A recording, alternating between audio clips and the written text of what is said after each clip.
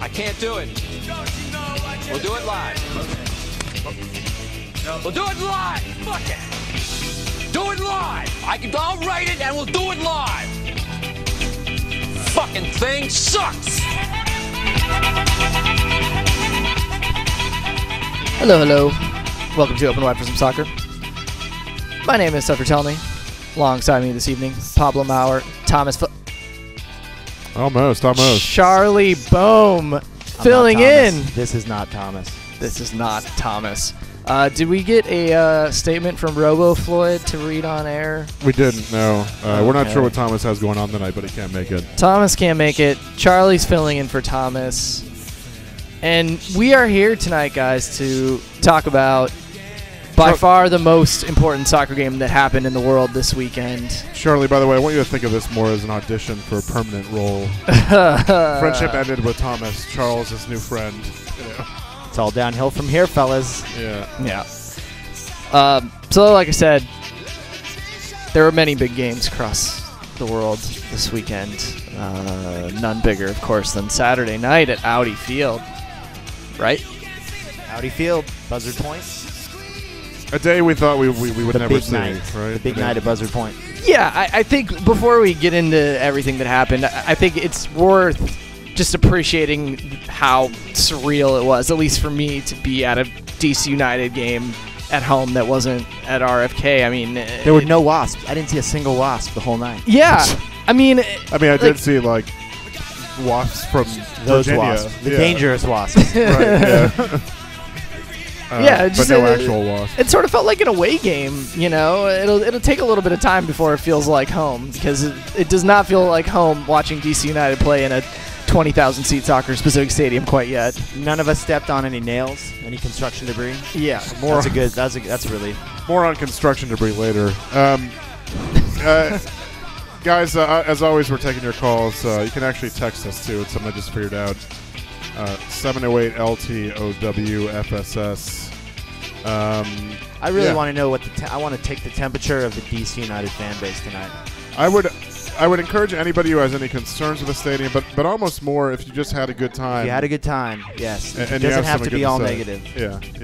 I'll handle the negative. Let's get some positive from the general populace. You know. we got a few messages already, right?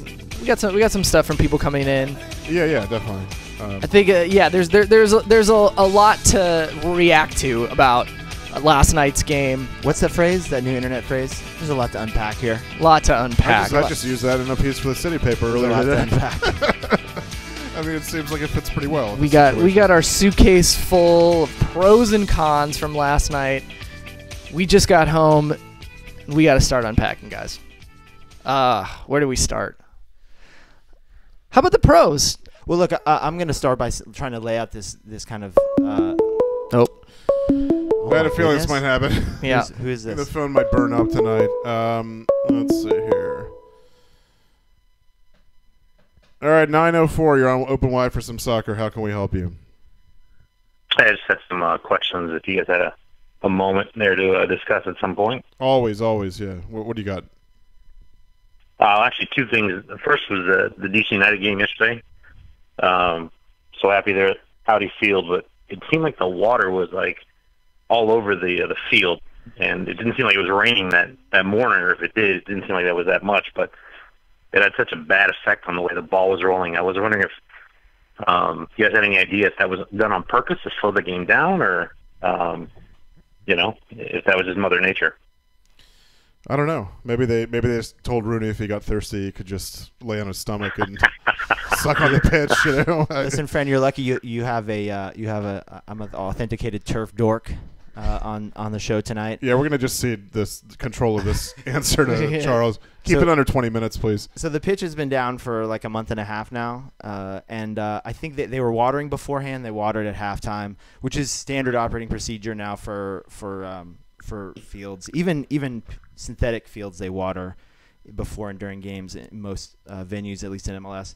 And I think it was more visible because, and this is a phenomenon that people were talking about a lot in Orlando, that are near the sprinkler heads. Somehow more water condenses or sits on top of the grass, so it's more visible. It looks as if there's standing water on the pitch or like dew on the pitch, and it's actually not. They do that in large part to make the game faster. The idea is that a wet pitch, the ball skips faster, it doesn't lose speed when it bounces, so the ball can zip around. I didn't really notice a big effect on the gameplay, but certainly open to other people's interpretations. No, got it. Yeah, there was a pass back to the goalie at one point for DC, and it seemed like it almost died on the way there. And I appreciate the response. Now, the other question I had, kind of random, but I was watching. Somehow I got on a rabbit hole, YouTube, watching Mexican players, or U.S. players, rather, that played in the Mexican League. And they had an interview with William Yarbrough.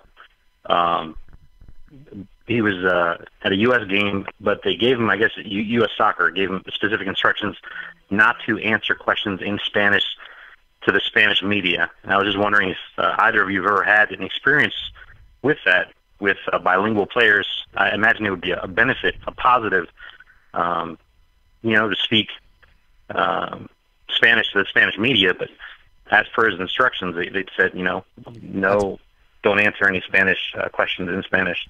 That's bizarre. I've never heard of such a thing. In fact, I was standing at Paul Arriola's cubby as he took questions from both Spanish-speaking and English-speaking media last night on the fly, like back and forth. In fact, it's routine for Spanish-speaking media in U.S. markets, in my experience, for their guys to be bilingual.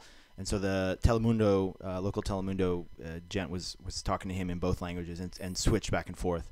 So, honestly, I don't want to sound like I'm throwing shade on anybody, but U.S. soccer are extremely image conscious. They're a little bit of kind of control freaks about media stuff, so I suspect they had some specific situation there that they were trying to deal with. Yeah, the fear being that maybe he would misunderstand a question or say the wrong thing, probably. Yeah, which is hilarious because William Yarbrough is as Mexican as he is American. Yeah. But well, listen, man, I really appreciate the call. No, I appreciate you guys. I'll put the link to the YouTube video on Twitter. Maybe someone can make sense of it. Yeah, thanks, man. Thanks. All right, let's. Where were we at? Seth, what? Oh, I was going to say that, like, I wanted to kind of get this out there for people who may be listening. There's, everybody who's around DC United or follows DC United knows there's been a lot of issues, right? This club has been run on a shoestring for several years now. This stadium is horrendously expensive. There's been delays. There's been all these different twists and turns. There's been a lot of questionable, in some cases, highly questionable decisions that have been made by this front office, management and decision making and everything. And there's a lot. And there's obviously the elephant in the room is this atrocious supporters group feud that's just kind of rumbled on between two of the three major supporters groups and the club itself. And I know that these are things that are worth talking about. I've reported. And I think all of us in this room have reported on the supporters group stuff. We think it's serious and it matters. We've critically reported on the club's decision making there, but there's also a segment of the fan base that has this attitude, like, look, we all know that, and we're still at this enormous achievement. Last night was a huge milestone. And the alternative to last night, as flawed as it may have been in many ways, was that this club could have easily left town. This club could be in Baltimore. This club could have been relocated to God knows where, and that, or even still be in RFK possibly, which might even be worse in some ways. And so they didn't want to. There's people in the fan base who just don't want to deal with the negativity or don't want to wallow in the negativity and want to try and find a way to enjoy it because it is something to enjoy. So I just want to say, and I wrote a column for the league site last night about the opening of Audi Field. I got positive feedback and I got negative feedback from people who felt that it didn't adequately reflect, I guess, the dual nature of that, the good and the bad. And I think both sides of that coin sort of have merit and have value and deserve to be respected. Well, so let's make no mistake here. I wrote a piece for one for City Paper, one for DCS today, and one of my points was that, like, the rhetoric and opinions and feelings about the team and the stadium have grown more and more polarizing and sort of toxic over the past month, to the point where what you're saying, which is a very reasonable take, right? There's some bad here, but let's not forget the actual big picture, which is that the three of us, for example, walked in and worked a soccer game at a brand new stadium in DC. That's hard for some people to sort of take into account. I mean, it's just like the entire situation surrounding the team and the stadium has been sort of toxic for months. So it can definitely be easy to get lost in the. I know I frequently get lost in the negativity. So. Yeah, I mean, it's just been like for so many years. I think the situation around this team has been pretty toxic. Just the team hasn't been spending. The team's been stuck in this dead-end stadium. There's been a huge shortage of employees to adequately fill the needs that this club has. And so I think that there are a large amount of people in this fan base that see things as half full, just inherent, or half empty, just inherently. And so we will get to some of these issues because there were a number of issues with this stadium last night. But yes, big picture, as Ben Olsen said after the game, is that this is one of the greatest days in DC United history. And I don't think that any of us could argue with that. Yeah, I'm going to read a couple comments here from our text message box. The whole supporters group drama thing is tiring. Yes, they bring something unique to the stadium, but they also think they're more important to the front office of United than there's a typo here, but I believe that he means than any other fans. And then he goes on to say, as for attendance, 19,900 paying fans is delusional. Yeah, I mean, it was an announced sellout. I mean, I think it was announced over like SRO. 20,500, something like that. Which means they're saying Standing that they sold more tickets than they had seats. Yeah. I mean, I know earlier on Saturday they opened up standing room only tickets. They were like $45, so that makes sense. This isn't a DC United thing. This is just league wide. I mean, they go with tickets sold, not attendance to the gates. I mean, look at the LAFC game today. I don't know what they reported, but entire areas of that stadium were empty. It's just it's delusional, yeah, but it's the norm. I think it's the norm. You can say it's the norm, but that doesn't mean it's okay. I think we need to I agree with you. Unpack it a little bit because it means that your product isn't worth what you would like it to be or what you think it is. Of course, and that's just real talk. And we all know too that I expected that game, last night's game, to sell out weeks ago or a month ago, yeah, for sure. Yeah. And it should be. They'll probably never admit it in public, but anybody in the upper levels of DC United, and they can probably make tons of money while never selling out that stadium because as Tom Hunt shared with Don Murray of Venues Now, they're making incredible, absurd amounts of money off their suites. So I get that that's where pro sports is headed right now. But if you don't have demand, not just demand to buy your tickets, but demand to get people want to get their butts in your seats, then I think you have problems. So let's just to clarify, this guy just on the typo. What I meant was the supporters groups thinks that they're important to the team, more important to the team than the other 19,900 paying fans. All right, so yeah, I could definitely. I'm of the opinion they probably are. Yeah, they should be. I mean, they do more for the environment in the stadium and the perception of the team than just some, quote unquote, just some person from Reston who comes in just Casuals, to walk in. Exactly. I mean, like, but I do understand your point. Obviously, DC United understands their point. I think it's pretty obvious they've marketed towards a different socioeconomic, group than they were at RFK. So you mean the dozens and dozens of people last night who were wearing brand spanking new Wayne Rooney number 9 DC United jerseys or Manchester United Rooney jerseys? I saw a ton of those. Yeah, but I was pretty surprised actually that the jersey that I saw the most last night was a Wayne Rooney number 9 DC United jersey. They're all over the place. Yeah, which was crazy. But here's one last. Yeah, I'm just gonna take one last one from the mailbag here. Richard says Rooney will be a real changer for the club, but allowing fans to resell tickets for profits is Bush League. Time to grow up and be a real sports franchise. If the Ultras find that an issue, then it's time to move on. I think that's that's a hot take. It's a hot take. I would call it a gross oversimplification. Not all these groups are selling tickets for crazy profits. I mean, I'm just going to single out the District Ultras, for example. I mean, I think they charge $4 or $5 over what their allotment was, over their cost.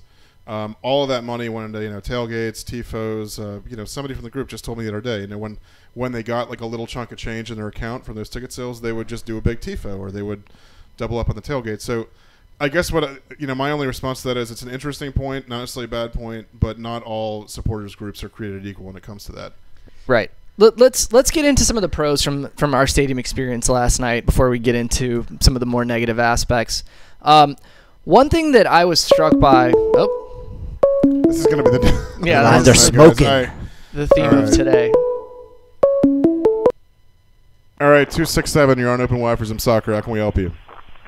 Yeah, hi. I'm coming to the game in a few weeks, next month specifically. I'm wondering safety equipment I need to bring with me. Safety. All right. So the first half of your question broke up, but I think you're asking if there's safety equipment you need to bring with you to the game.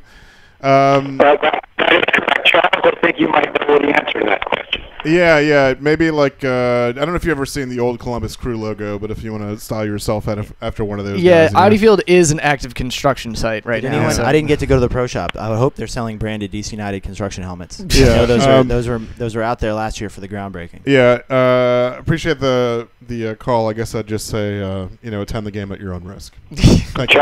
Charlie, I haven't been to a Nats game in a while. Are there any hardware stores down there these days?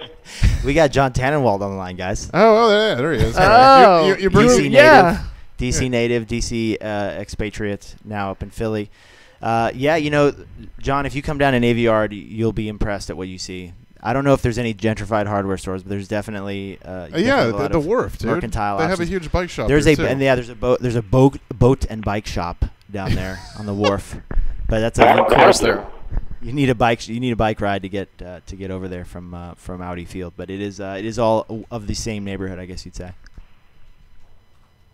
Well, thank you, gentlemen, for taking the call from long distance. Of course. Always good to hear from you, John. Thanks, care. John. All right. Okay, so what I was saying was before the game started, before we even went in, I was struck by the pregame scene in a positive way. I think that was one of my concerns about Audi Field was the loss of the Lot 8 tailgate scene because that's something that has attracted casual fans to RFK for a long time, right? People that don't even necessarily care about the game, they go to hang out in Lot 8 before and tailgate and have a good time, and then the game is almost an afterthought to a lot of these people. So I was wondering what the pregame scene was going to be like, and I have to say there's a lot of good options for things to do near the stadium. They have, if you're a Nats fan and you go to the games, there's something that's basically the equivalent of the bullpen, which is like an outdoor area with benches, and which is called the field house. It's benches, and it's got soccer darts, which is pretty tight. By the way, I hope that hangs around. I asked the United spokesman if they're affiliated with the stadium or if it's sort of she said it's a totally separate deal. So my hope is that doesn't go away after this World Cup because they've been showing World Cup games on a massive big screen. Yeah. But hopefully it stays around because yeah. it's a cool area and they have food and beverages and everything. But then there't also a big outdoor area right in front of the stadium, which will be there. They have food trucks. There's a big open field where they have concerts. Bardo, which is a big outdoor brewery, is only about a 2 or 3 minute walk away. And there are other options, which I'm sure I didn't see. So I think it's not going to be quite the same as RFK was with Lot 8, but there are plenty of good pregame options to entice some of the more casual fans. Lot 8 is just a totally unique moment in time for soccer in this country. It doesn't exist anywhere else in the country, and I don't think it'll ever, given the way stadiums are constructed now and like the real estate available, it'll never happen again. I feel comfortable saying that. The game is so much more commercialized. Yeah. Than it right. was. So other pros. The stadium itself, it's not super high tech. It's not like a Red Bull Arena type feel, but it's a nice place to watch a game with good sidelines, and it feels intimate, and it just feels like the right fit for a team like DC United. Yeah, I think a lot of soccer fans, I speak for myself, I just want a good seat with a good angle on the game, and the more basic it is, the better. And that's one area where this sort of, I'm not going to say cost cutting, but it does feel very kind of thrown up. The stadium does, but minimalist. Minimalist, yeah. But in the actual seating area and the pitch and stuff, it's almost a good thing, and it feels very sort of close in English. The sound. I think I wasn't really too impressed with the atmosphere, but there were a couple times when it got pretty loud. After the third goal, it got loud. After Assad's goal, got loud, and it was you could tell that if they get the right kind of people in there, they actually fill the place. It could be a very, very difficult place for people to play. I love the rake of the stands. You can talk about angles 100%. and say that the steepest stands in MLS, but then when you actually see it, I didn't wander over. I mean, we were there on Monday, but I didn't see what it was like on the supporters section side on the north side. But looking over from the press box at the south side, that is almost like somebody said, are those stairs or ladders? Like, it's extremely steep, and you can see that. And Chris Durkin told me last night, he said I think even the top seat, like in the uppermost top of the section, is a good seat. You're still right on top of the game. Yeah, that was something that Paul Arriola mentioned as well, is how he felt like the supporters were just on top of them. Like, he was looking at these supporters in the face, and they were just a few feet away from the players on the field. They made a good call putting the supporters in. The first row is literally against the ad board. That's not a feature I've seen in other stadiums. I mean, I could see how, again, if they get the right amount of noise in there and stuff, it would be a very difficult place for people to play. Right, and of course, the most important positive is that it exists. I mean, it's just a stadium that's not RFK, and we can get into all of our issues with it, but it's important that it's not RFK and it exists. I'm really happy that it's here. I mean, I'm not a DC United supporter, but I am a member of the DMV soccer community. I want soccer to thrive in this town, in this region, and this is crucial for that. Now, and I think the pitch was good.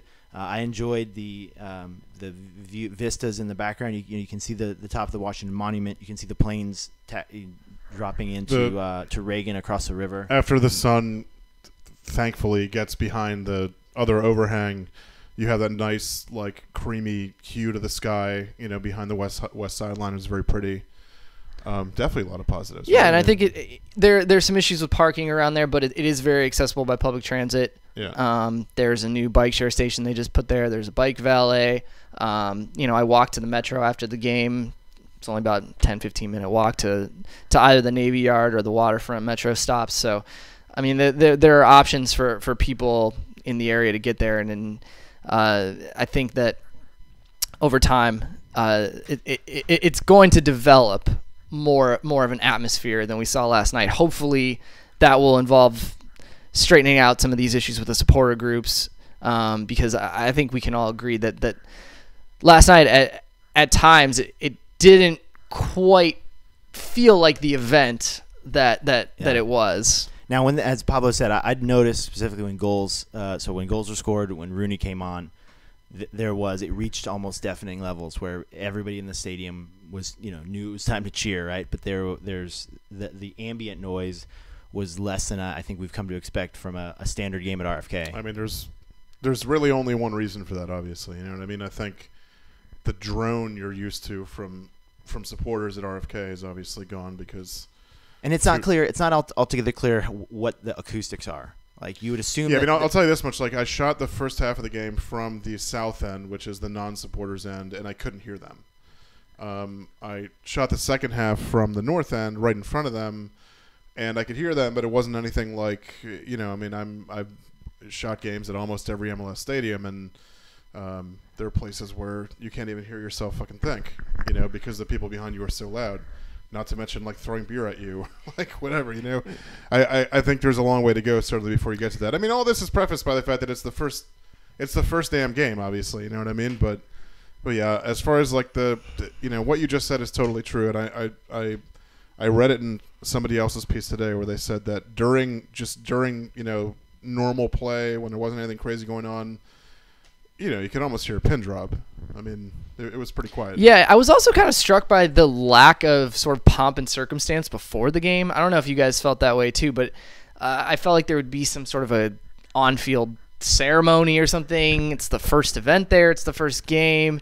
And it was just sort of like the beginning of any normal regular season MLS Yeah, game, Jerry- and they sang the national anthem. The players came on the field, and they kicked off, and Yeah. that was pretty much it. Jerry Brewer from the Post wrote a pretty good piece on that today. I mean, that exact same point. Just like, wait, I thought this was supposed to be a huge thing. You know, Yeah. like- Yeah, I mean, start with some of the Moving on. Some of the cons. I don't have an outline in front of me, so I'm just going to pick one at random. Let's just start with the most bizarre moment of the night, which is that in pregame, Lindsey Simpson, obviously, who's the sideline reporter for News Channel 8, also handles communications work and marketing for the team, among other stuff, was struck by a part of a railing that fell down from one of the concourses. It apparently. What was told to me by multiple people who were around her was that it sort of like grazed her hair. It came that close to her head and smacked into her shoulder. So obviously, first of all, I think we're all thankful that Lindsay's in good shape. We all I don't know, I speak for myself. I like dealing with her. She's a pro, and if you are hurt, best wishes and speedy recovery. But the bigger concern, obviously, is how on earth that happened.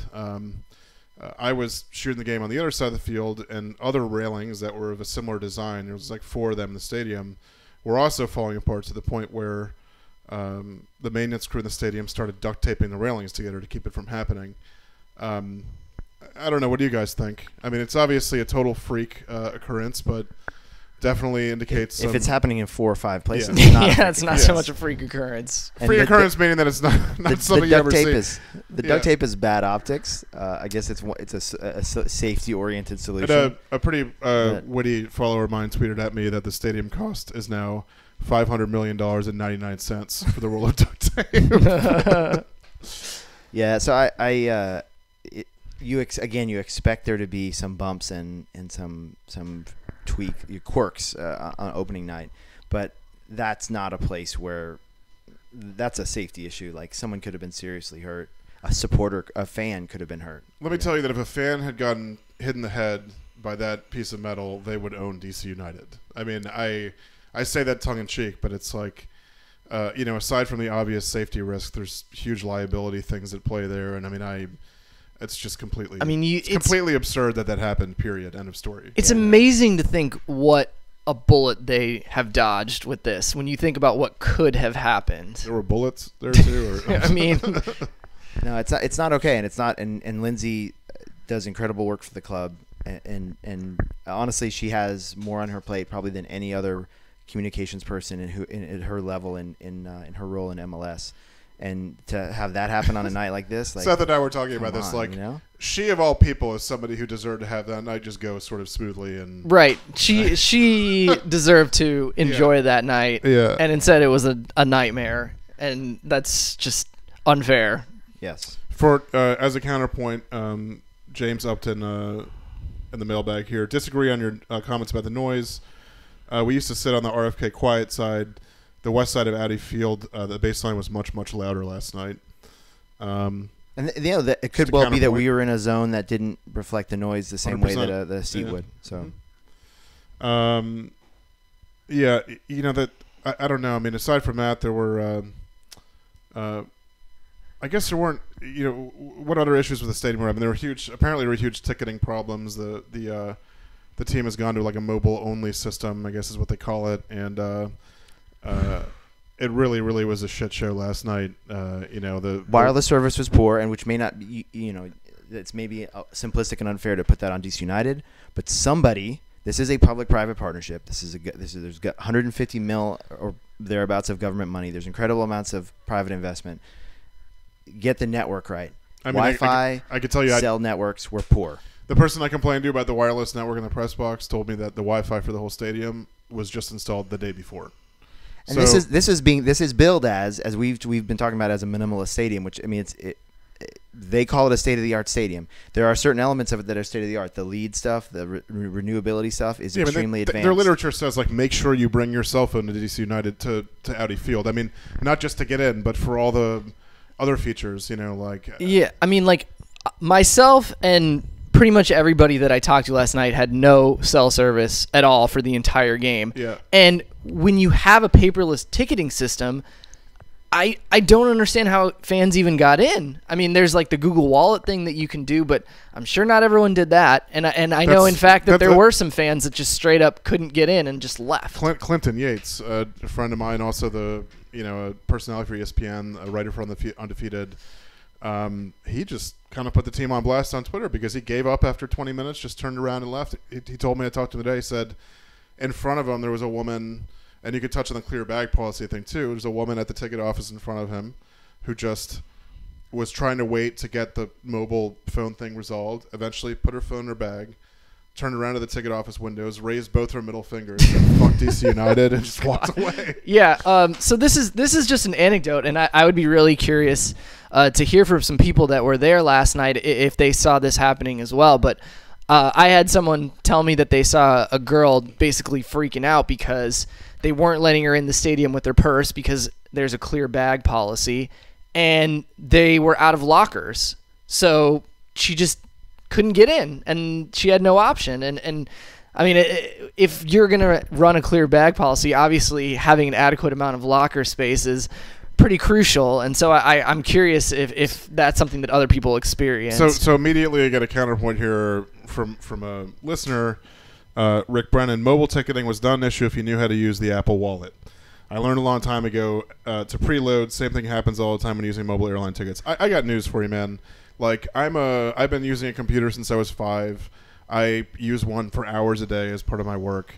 I never do that. All right, like call it absent-minded or whatever, but I mean, like the bottom line is you should have a way at the stadium to get your ticket in front of you. I'm sorry, that's not like.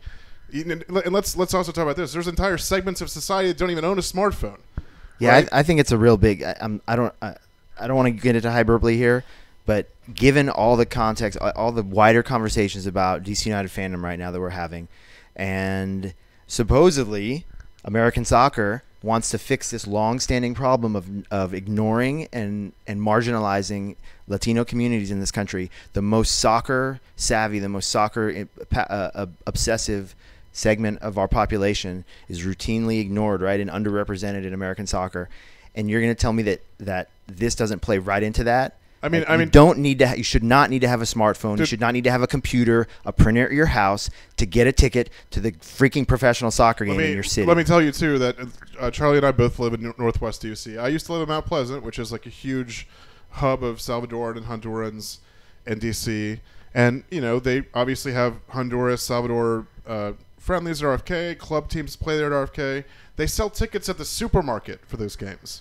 Right, and walk-up sales are always big. Exactly. Walk-up sales are like, huge. This is not because we're talking about large segments of that population are blue collar, and they may not be able to plan their weekend or plan a month in advance on going to a game. If they've got some disposable income, if they've got the opportunity to go, some cash in their pocket, they go out to the stadium, and their money's just as good as anybody else's. And in fact, I think we want them more involved in the sport in this country, and that includes participation and also fandom. And so, like the last point I'll make, about just technology issues at the stadium, it's just a total disgrace that no press member had Wi-Fi the entire game. I'm sorry. I guess some people. Yeah, I don't think that's correct. There were people that I had a slow connection, but I had a connection. I had nothing. Yeah, I'm gonna. All right, you're right. I think there were serious issues with the Yes. Wi-Fi. I would even wager to say most people in the press box didn't have it. I never had it on the field when I was shooting the game. In the photo workroom, it was completely gone, with the exception of Ethernet jacks that are down there. I had a colleague in the press box turn to me and say, "It's like they brought the router from RFK here." It was a running joke. Club tradition. Yeah, it was a running joke for years. The internet at RFK was so bad that the club has to work that out. There were people. Jerry Brewer in his piece said, I mean, can you imagine the dude filing from his smartphone? Filed from his cell phone. It's like, why don't you just pick the phone up and read it to your desk editor at that point? Everybody's patient. People know that they're going to be kinks on opening day of a new facility, but that only goes so far. In general, you should only expect to get one chance, whether it's journalists, fans, whatever. Yeah, I agree. So, again, the good thing about stuff like this is they have 2 weeks now to figure this shit out. Or a week and a half, really. Yeah, right. Exactly. A Wednesday game, Atlanta right? this A week weekend. from Wednesday. Yeah. So hopefully in the next 10 days they can at least get the internet fixed. That's like honestly, man, I think that's the number one necessity for anybody who's working at the I'd give up the food and everything else just to have an internet connection. So Yeah. One final con. Pablo, you might want to expand on this a little bit more. The hype man. Thoughts? oh god, man, I'm gonna preface it, like I'd be the first person to say that I'm at the age I've noticed in the past 3 or 4 years that I'm a little out of touch, and that like people who are younger than me just like different things, and it's depressing to get to that age, but it's true. So having said that, the in-game experience at Audi Field was definitely like, it could not have been more different than RFK, right? For those of you who weren't in the stadium, they had, I just call him a hype man, MC, whatever, who did the starting lineups, but really more in the, say, 30 minutes build up to first kick, would just charge around, say, yeah, whatever, section 121, get up, let me, like, just basically yelling continuously for half an hour. Nobody seemed to be responding to him very well. It was like a little jarring to me, and it just like that type of presentation works with other sports. I don't think it works with soccer. I mean, that's just my opinion. Yeah. As an aside, ironically, man, and this is like the kicker in one of my pieces, the guy fails to hype the crowd up in any way whatsoever. After the third goal, the crowd quiets down a little bit.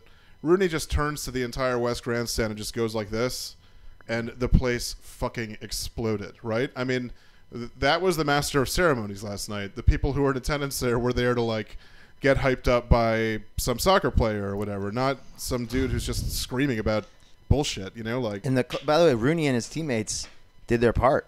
They played good soccer. They For sure. They Yeah. scored 3 goals. Yeah. And the first half was a little more tentative, but it was quality.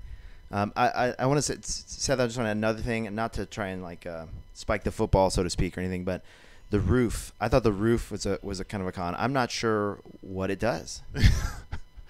Yeah, I mean, it's now, funny that they have now said that it traps noise in instead of, I mean, typically. There's holes I, in every section. Yeah, I've gotten mixed messages from the club. I mean, I guess if you've been to Audi Field, you see sort of the half of the roof that's closest to the rear of the grandstand has corrugated steel on it, sort of covering it, and then there's just like huge open huge open framework on the front half of the roof, to where really the only part that's even covered from rain would be like the upper deck, or like the rear half of the grandstand on the west side.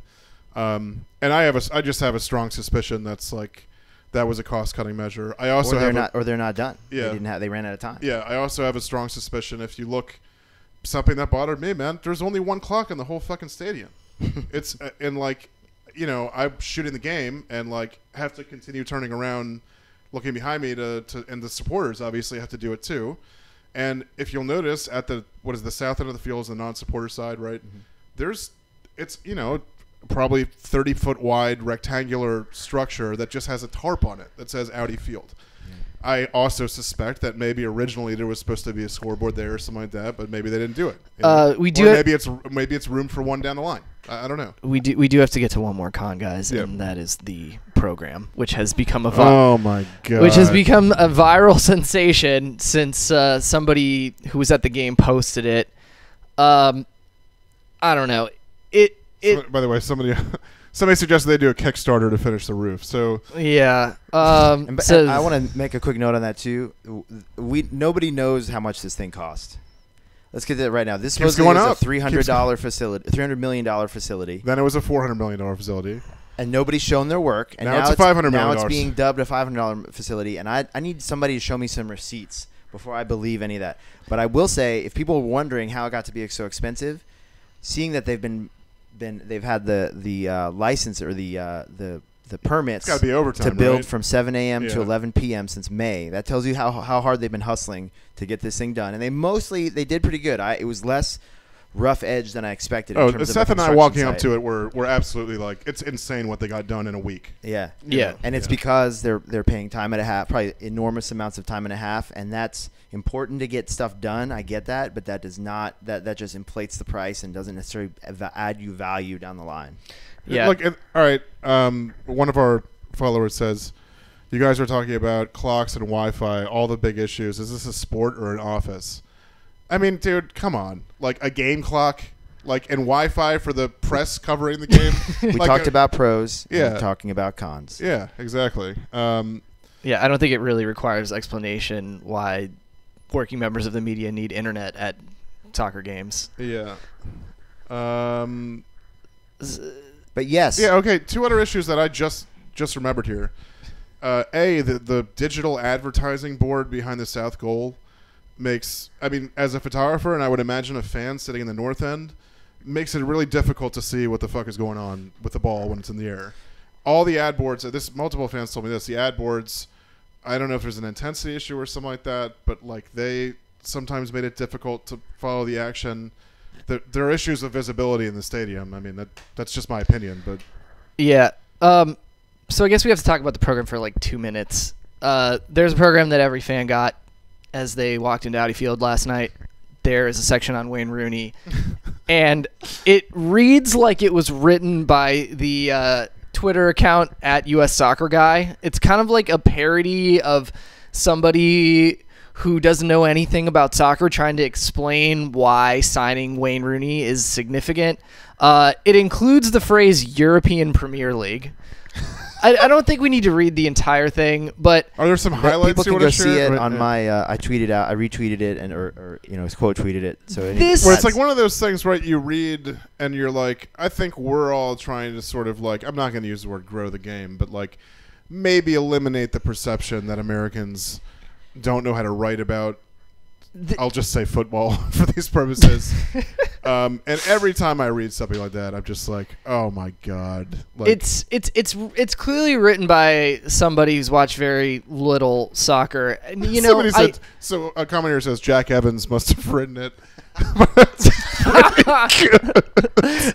I mean, like this. I'm sorry, but this is inexcusable. The team is getting roasted on social media right now, and they completely deserve it. It's not just the person who wrote it. It's the person who edited it and said that this is okay. Was there anyone editing it? Is there anybody there that's reading what goes into these programs? I just can't understand how something like this got out there for public consumption. Seth, isn't this just another symptom? The crowd when sorry, the Caps won. sorry. You saw the crowd when the Caps Sorry, guys. It was. Well, I'll just finish playing Jack Evans now. Soundboard. won. We had 500,000 people down on the mall. We're going to have double that amount when the DC United brings the World Cup of Soccer back here to Washington, D.C. All right. Yeah. I mean, Aren't these also? Isn't this a symptom of the bigger problem that we've been touching on and off? And I'm sure you guys have talked about on many shows. This club has long ago cut its spending, its staff, its infrastructure down to the bone, and it was justified on the argument that this was necessary for survival. But inevitably, there's a cost to pay. Your product is not just the tickets you sell, the luxury experience, or even the game on the field. It's everything about who you are and how you present yourself as an organization. And when you do this, yes, I feel empathy for the people that probably wrote and edited that, and that program was probably the 10th item on a list of to-dos for someone in on their staff, and I know that they're working hard and that they do their best. But whether it's them or the person above them or the person at the top of the organizational chain, you are reaping what you've sown for the last 5+ years. And it does cost you money. It costs you in your reputational terms. And yes, eventually that does cost you money. As a change of pace to unleashing his heavy shot, Rooney has also been known to deceive goalkeepers by finessing shots across the goal line. Oh my god, man. Let's move on. Yeah, Let's move on. Have you seen that tweet where it's like they claim that like a bot wrote a script for two people at the Olive Garden?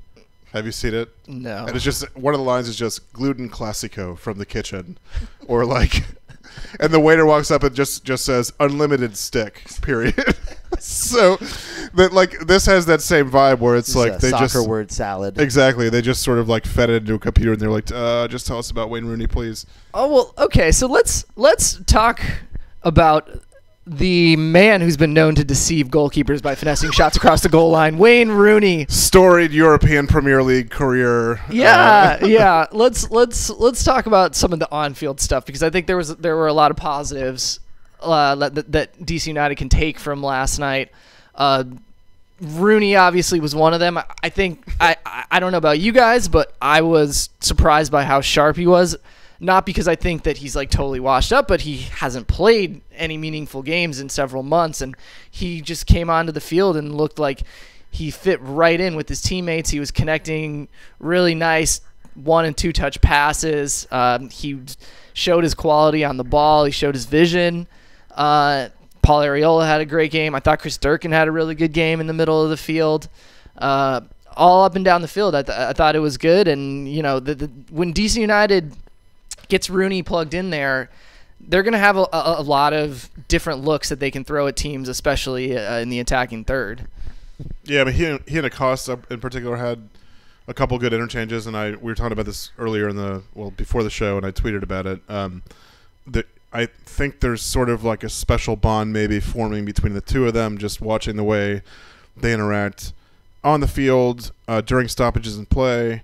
You know, I think it might be that Rooney is smart enough to know that that Lucho maybe feels a little bit threatened by him. I mean, he's been the big fish in DC for a couple years, but Cam McCauley texted me the other day and was like, "No, dude, he just walked into training and was like, this is the only other guy who's on my level." So maybe it's that simple, but for sure, dude, he was like, his passing was crisp, like vision was good. He seemed energetic. At no point did he look like he was losing pace. I mean, he only played 30 minutes, obviously, but I was totally pleasantly surprised. That's what I would say. Yeah, I still think my hot take, I guess, for the night is I still think Lucho Acosta is the most important player on that team because he's the important or force. best. Earlier you said best. I'll say best too. Okay. And I think both terms have value in this conversation because Acosta is. We'll see if Rooney becomes indispensable, right? But at this point, he is a bonus. He's an add-on, maybe something that can get them to at least a playoff contending level. But to me, Acosta is a real commodity. He's the type of player in this league that is so scarce, and it's. I hope that he's earned Ben Olsen's trust because the combinations that you can see with those two guys, the movement that they have, the ideas, and then the wingers. You know, this playing Stieber inside out. You know, the Arriola's ability to kind of move around and create overloads. The soccer IQ is very high right now, compared to what we've seen in the past with this team. Let me play a voicemail. Call's actually from the UK, and I want to see if either of you guys understand the question or can tell me what this person is saying. And I can tell you I've listened to it 20 times, and I've figured out that the opening part is something like "Evening, chaps," or "Good day, chaps. Checking in from the UK here." Beyond that, let me know if this makes any sense to you at all. Evening, chaps. England calling. Just a quick one. Now Lord Rooney's landed. Is Massive dead? Doesn't look good. Feels good. Right. You want to take another swing at it? You want to play it again? Yeah, play it again, please. Okay. Evening, chaps. England calling. Just a quick one. Now Lord Rooney's landed. Is Massive dead? I have an idea at this point. Something massive? Now that Rooney's landed. Close, but not. Yeah, evening, chaps. England calling. And then I think it's now that Rooney's landed. Evening, chaps. England calling. Just a quick one. Now Lord Rooney's landed. Is Massive dead? Doesn't look good. Computer enhance. Translate to English. I just figured it out. Evening, England calling, whatever. Now that Rooney's landed, is Maddox dead? Ooh, okay. Evening, chaps. England calling. Just a quick one. Now Lord Rooney's landed. Is Massive dead? Doesn't look good. Doesn't look good. Right. It sounded like he said something more about like massive debt. No, I think he said his Maddox dead. Well, we're not going to get into the NATO treaty agreement. Right, yeah. More defense spending. I don't know when is demanding. I don't know when Maddox gets executed under this agreement, but no, I don't. I think Maddox is still again he has a level of speed and a sort of skill set that is still going to be useful. I think at some point Rooney will take his spot in the starting 11, but you're still going to want what Maddox has done. And credit to Olsen. It gets lost in the shuffle of a team down the table, but he has they took a flyer on Maddox and it's worked out and then some. He's having a career year, and Ben invested in him and has gotten a return. I've got a British listener here who has a different take on what he said. Okay. You guys want to hear it? From the UK, he said, now that Rooney's landed, his massive dick looks dead. What do you guys think? Well, there was reports that he was going to... It seems Reports that he was going to what? Go on, Charlie. That he was, at first, it sounded like he was going to leave his family behind in England because his oldest son's budding academy career. Curious how this And circles I around think to his dick being dead. His dad would definitely be alive if he was here by himself Oh. with incredible amounts of money. And we saw Kaká come to the U.S. on a big contract and immediately get divorced. Yeah. But no, I think I don't think his dick is dead. We're not allowed to take photos in the locker room, so I'm not sure. The I'm not man's going to got be able 4 to. children. Yeah. So moving on from Wayne Rooney's dick being dead, or not, whatever you want to say. Yeah, he looked great on the field. Yeah. Other thoughts? I think we would get when players like Rooney come along, it's a good reminder and a humbling reminder for big MLS boosters about where the league is at. It's when you never are in meaningful competition with teams from elite leagues, and I'm not talking about international friendlies that are in preseason for European teams coming over here. In competitive sense, like MLS is still way behind the top 4 or 5 leagues in Europe, and this shows it. Even if Rooney's a strictly average Premier League player, he's going to bring a lot to the table at this level. Yeah, and I think that Ben kept saying after the game, right? The game was a little slow for him, which is people may not have understood that, but like he's saying he plays at a higher level. Yeah, he's seeing everything.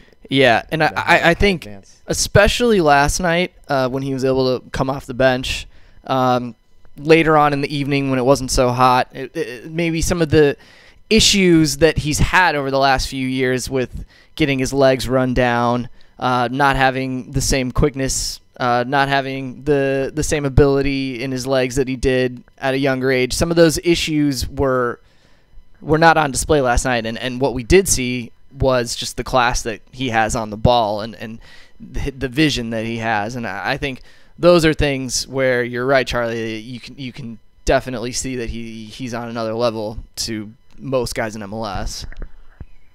Yeah, I'm trying to pull up a quote here. Here we go.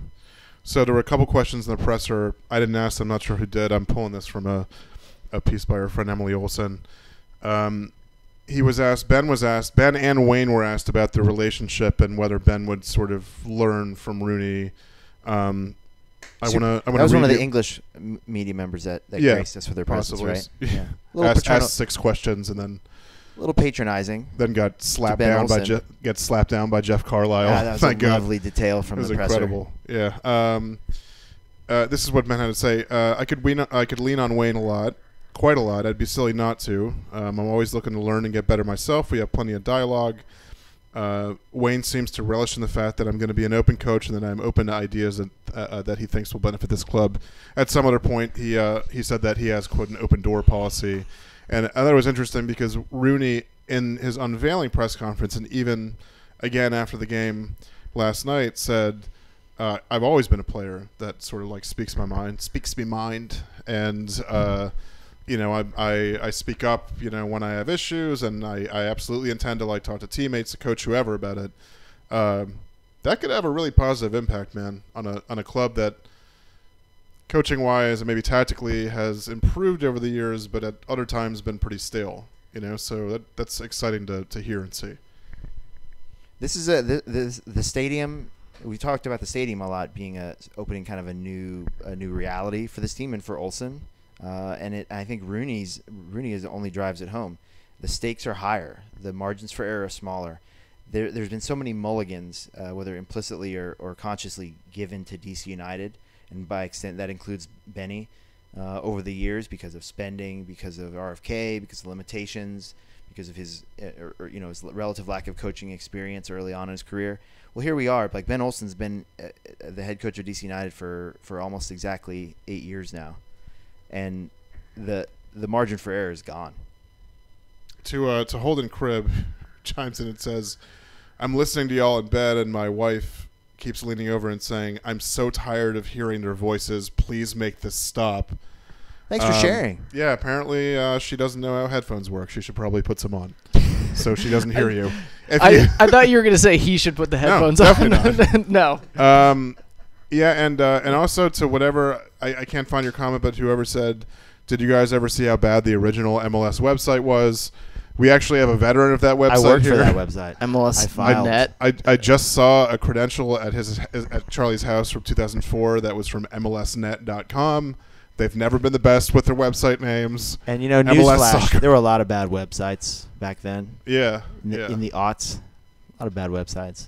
Survived. Chat roulette or anyways.